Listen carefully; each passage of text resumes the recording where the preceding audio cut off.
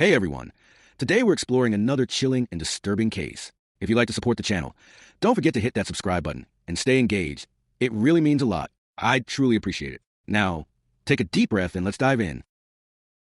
He built a life for them, brick by brick, dream by dream. But the one thing he prayed for, a child, turned out to be the lie that destroyed everything. David Collingwood was the kind of man small towns admired. A decorated correctional officer at a Texas penitentiary, David was respected by both his peers and the inmates he guarded. Tall, broad-shouldered, and quiet, he carried a deep sense of honor, shaped by a turbulent childhood where he had to become a man of the house before he turned 15. He married Tasha Green, his high school sweetheart, a woman with soft eyes and even softer voice. They were the couple people looked up to, grounded, God-fearing, and loving. After nearly 7 years of trying, their dream finally came true, a daughter, Naomi. The whole community rejoiced. Church bells rang. Meals were delivered. And David wept, the kind of weep a man only does when he thinks God finally answered his prayers. But behind those grateful tears, something darker brewed. On a late September night, while holding his newborn in one arm and scrolling through his phone with the other, David received a message from an unknown number. Ask her who the father is. His thumb froze. His heart pounded. He stared at the message for a full minute before tossing the phone aside. Spam, he thought. A sick joke. But the next day came more.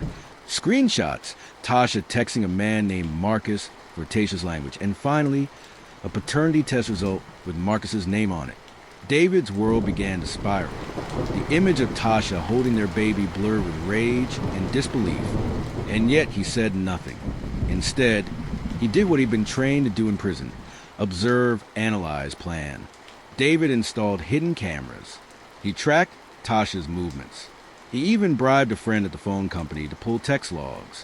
What he found confirmed his worst fear. Calls to Marcus at night during lunch breaks, even the day Naomi was born. In his journal, David wrote, "If betrayal had a face, it would look like the woman I married." He stopped touching Naomi. He stopped going to church. He slept on the couch. At work, his smile faded. He pulled away from friends. He stopped eating. Tasha noticed, of course. She begged to talk. But David said he was just tired from shifts. He wasn't lying. He was tired of pretending.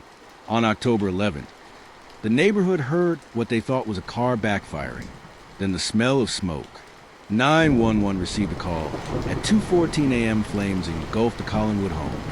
Fire crews arrived to find the house nearly collapsed. David was found on the front lawn, coughing, shirtless, with minor burns. Tasha and Naomi didn't make it. David told first responders he woke to the smell of gas, tried to rescue his family, but was overwhelmed. Investigators found inconsistencies immediately. No smoke in David's lungs. Gasoline residue near the crib. Disconnected alarms. And in the charred remains of the garage, they found a red notebook with a scorched edge. David's journal. Inside the journal, each entry was darker than the last. From betrayal to rage to revenge. One entry, dated just 2 days before the fire, read, "She gave another man what I bled to build. They both took me for a fool. Let them burn the lies they made." David confessed under questioning. He showed no remorse. Instead, he recited the journal aloud to the detectives, like scripture. The DA sought the death penalty. But David's lawyer claimed diminished capacity from PTSD. The court didn't buy it. He was sentenced to life in prison without parole. Still, many in the town called it a crime of heartbreak. Some even wrote letters of support. But 6 months later, a truth more horrifying than fire surfaced. Tasha's sister, believing something was off, hired a private investigator. Within weeks, the shocking truth came out. The screenshots? Fabricated. The paternity test? Fake. The number that sent the message? Linked to David's ex-girlfriend, Simone, a woman he dated before Tasha. Simone had found out about David's marriage and child. Enraged, she'd orchestrated a scheme to destroy it. She succeeded. Naomi was David's biological daughter. 100% match. Tasha never cheated. The entire murder was based on a lie David never verified. He had burned down his own family. over a ghost. When David learned the truth in prison, he refused to speak for 9 months. He eventually gave one interview where he whispered, "I failed her. I failed myself." Simone was arrested for cyber stalking and fraud, but the state couldn't tie her directly to the fire. David remains in solitary confinement, placed on suicide watch. He hasn't had a single visitor since the story broke. But something strange happened in the months that followed. Inmates began calling him the prophet. Some said he spoke to shadows. Some swore they heard Naomi cry in his cell at night. And then, just weeks ago, a guard found a new journal hidden in his cell. Inside, the last page read, "They think it ended with fire, but this is just the beginning." What did David mean by that last sentence? And why did a second fire break out at Simone's home just 2 days after that journal was discovered? It started just after 2 a.m., a quiet neighborhood in Waco. Texas was jolted awake by sirens, smoke, and flashing red lights. Simone Keller, David's ex-girlfriend, the same woman who fabricated the paternity test, had awoken to the sound of glass shattering. Her living room was ablaze. Investigators ruled it an act of arson. But who would want to harm Simone now? That's when a fire marshal spotted something chilling. Spray painted on the garage wall were the words, "The fire never lies," a reference to David's final journal entry. But he was in solitary confinement. No visitors. No phone access. So how did this happen? Detective Amanda Rowe, who had helped close the original Collingwood case, was pulled back in. She reviewed surveillance footage from outside Simone's home. There, at 1:44 a.m., a hooded figure was seen walking across the street with what appeared to be a gas can. But what caught Amanda's eye was a tattoo barely visible on the suspect's wrist. A black phoenix. The same design inked on the arms of 3 former inmates from Wainwright Correctional, where David had once worked as a guard. Were they working for David? Or worse, were they acting on something deeper? In Wainwright Correctional, whispers spread among the inmates like wildfire. David, once a respected CO, had transformed into something else behind bars. Not just a killer, a prophet. He spoke softly, quoted scripture mixed with his journal entries. He claimed the world had lied to him, and that his fire had revealed the truth. Some inmates started calling themselves children of the flame. They burned their bed sheets, carved flames into their skin, followed his instructions, delivered through cryptic letters smuggled out of prison. Amanda tracked down one former inmate, John Ruiz, who had recently been released on parole. He refused to speak until Amanda offered protection. "You don't get it," John said. "David doesn't need to escape prison. He's already outside. In us."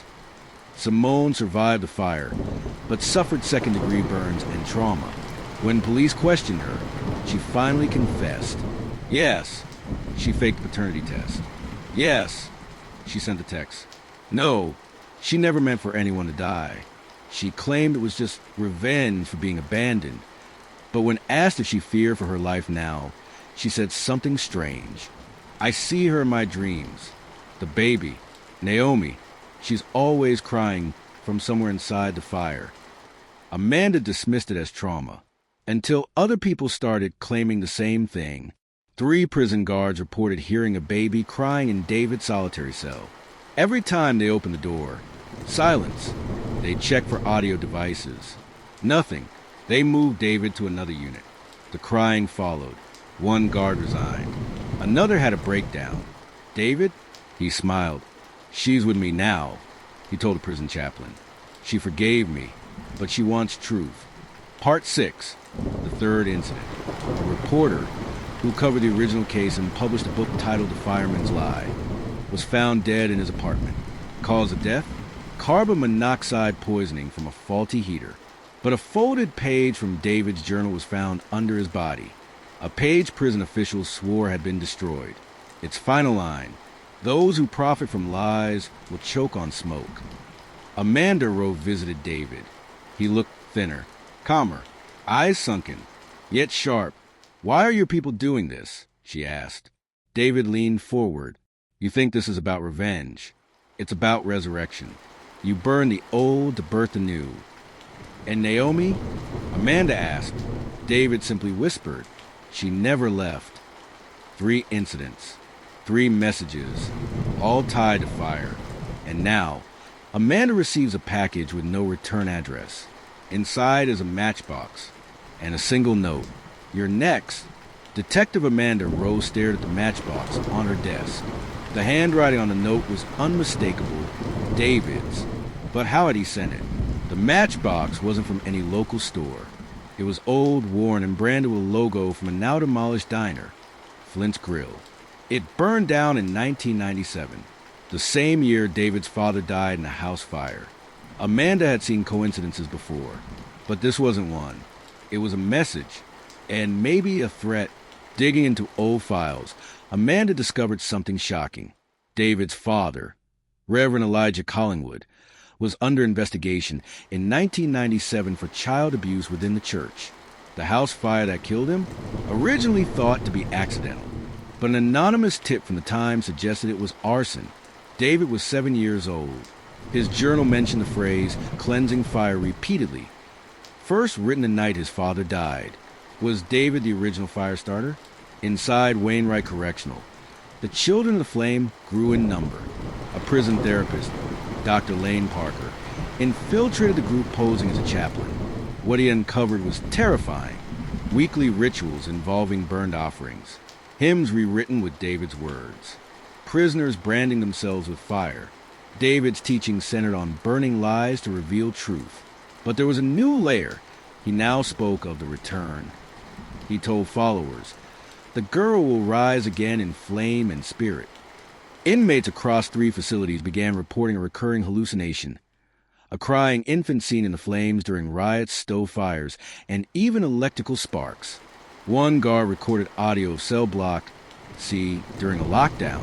In the recording, over the sounds of shouting and slamming doors, was a faint but clear baby's cry. Audio experts ruled out tampering. Prison chaplains began quitting. 2 correctional officers had breakdowns. Some believed Naomi's spirit was real. Others believed something darker had been summoned. Part 5. Simone vanishes. Simone Keller was placed in witness protection after the fire, but 6 weeks later, she disappeared. Her last text was sent to Amanda Rowe. "He said he forgives me. He says I'll be reborn too." Attached was a photo. It showed a newborn's bassinet surrounded by candles, and in the center, a matchbox from Flint's Grill. The FBI began to investigate David's writings as a potential domestic terror doctrine.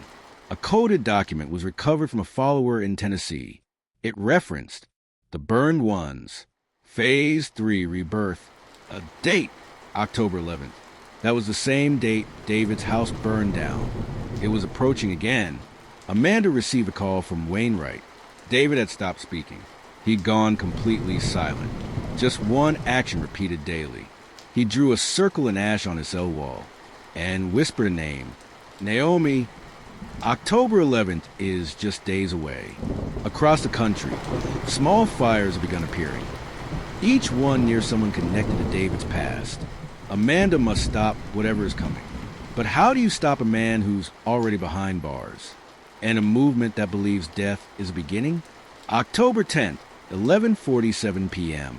Amanda Rose sat in her car parked outside the ruins of the Collingwood house, now nothing more than blackened beams and weeds. She couldn't sleep, couldn't think. Every fiber in her being knew something was coming. The FBI had issued quiet alerts to law enforcement across 4 states. Anyone connected to David's past was under watch. But Amanda knew it wouldn't be enough. At exactly midnight, her phone lit up. An address. No name. Just coordinates and a flame emoji. Amanda traced the location. It was a safe house used during Simone Keller's witness protection. Simone had vanished weeks ago, officially presumed dead. But Amanda still held out hope. She drove through rural back roads until she found it. An abandoned cabin, flickering orange light visible from the windows. Inside, candles formed a perfect circle. Burn marks on the floor. And in the center, a baby bassinet. Empty, but above it, written in soot, "She returns tonight." Across the country, chaos erupted. In Kansas, a church caught fire after a sermon about forgiveness. In Louisiana, A prison chapel burned with 3 inmates inside, 2 wearing shirts that read, "The flame purifies." In Tennessee, a man self-immolated in front of a courthouse, holding David's journal. The FBI called it a religiously driven arson cult. Amanda called it a reckoning. Amanda returned to Wainwright Correctional the next morning. David sat chained to the floor of a pitch-black room, surrounded by ash symbols, candles, and a single photo of Naomi. He looked up at her. "You came," he said, smiling. "You finally see it." "See what?" Amanda asked. "That fire reveals truth, that she's not gone, that death is just transformation." "Where's Simone?" Amanda demanded. David whispered, "She's with Naomi now." Amanda snapped, "You didn't bring anyone back. You destroyed everything." David closed his eyes and whispered, "Open your ears. She's already speaking." Later that night, Amanda reviewed a recording of their conversation. Halfway through, at minute 17:13, a soft sound bled through David's whisper. A baby, crying, again, but this time followed by something else. A woman's voice, soft, familiar, Tasha's voice. "She's cold, David. She's waiting for you." Amanda paused the tape, checked the audio log. There was only one mic, no other people in the room, but the voice was there, clear as day. David was found dead in his cell at 3:07 a.m. No cause determined, no signs of self-harm, no witnesses. Just one thing, a burned outline of a small infant beside him. The prison camera feed glitched during the hour of his death, corrupted at his funeral. Only one person attended, Amanda. The grave was empty. They buried ashes. But weeks later, in a foster home 300 miles away, a newborn girl was found abandoned on a doorstep, wrapped in a blanket, stitched with the name Naomi. Was David truly insane? Or did he tap into something real and terrifying? The fires have stopped, but the followers remain. And somewhere in rural Texas, a baby sleeps, wrapped in a name that refuses to burn. Naomi. This case is officially closed. But some truths never stay buried. What are your thoughts on this case? Share your thoughts in the comments below. And don't forget to subscribe to the channel to stay updated with more stories, where each case isn't just about crime, but also offers a lesson for life.